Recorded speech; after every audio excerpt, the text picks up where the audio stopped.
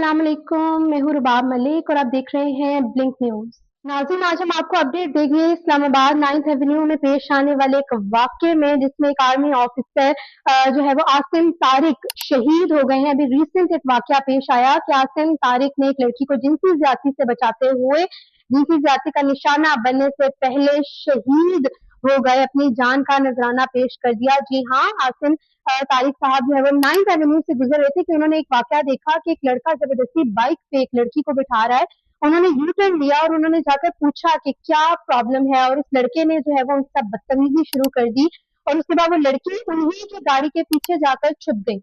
उसके बाद आसिम तारिक काफी देर तक उस लड़के के साथ बहस करते रहे। उस लड़के का नाम साद बताया जा रहा है और ऐसे में इस बहसों मुबाहिसे में साद ने फौरन से अपनी गन निकाली और उन्हें अपनी गोलियों का निशाना बनाते हुए शहीद कर दिया।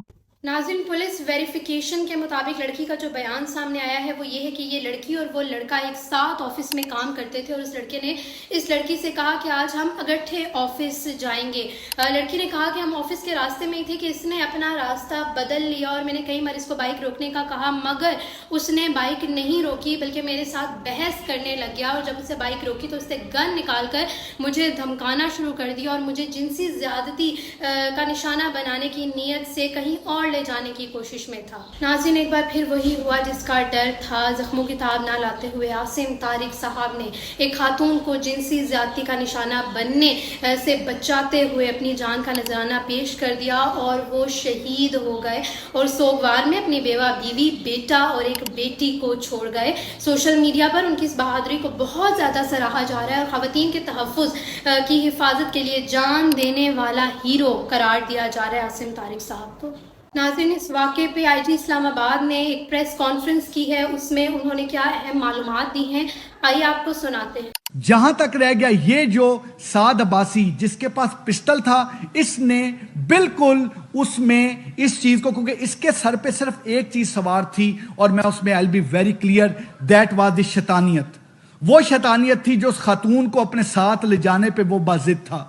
वो जो चाहता था कि उस खातून को उधर मेलोडी ले जाने की बजाय उस खातून को पार्क में लेके जाए और उसके बाद उस खातून को कहीं और लेके जाए, लेकिन क्योंकि वो खातून वहां पे उस स्टोर पे 10 दिन से ज्यादा नहीं वहां थी और वो खातून अभी अच्छी तरह से जानती भी नहीं थी जो ये बंदा है और ये खातून है, इनका घर ज्यादा दूर नहीं था और ये तीसरी दफा था कि वो खातून को वहां पे राइड दे रहा था उस स्टोर तक और वो खातून वाज अंडर द इंप्रेशन कि मुझे ये उसी जगह पे लेके जाएगा, लेकिन उसने अपनी उस हैवानियत और शैतानियत और जो एक सफाकियत होती है उसके मुताबिक उसने उसको कहीं और ले जाना चाहा, रेजिस्ट किया और फिर उस रेजिस्टेंस के नतीजे में जिस वक्त आसिम साहब वहां पर आते हैं और ये वाला इंसिडेंट होता है, ये चीज इसमें बड़ी इंपॉर्टेंट है कि ये एक इंसिडेंट, क्योंकि ये बंदा फायर मारने के बाद जब वहां से गया है तो हमारे लिए एक बहुत बड़ा चैलेंज था।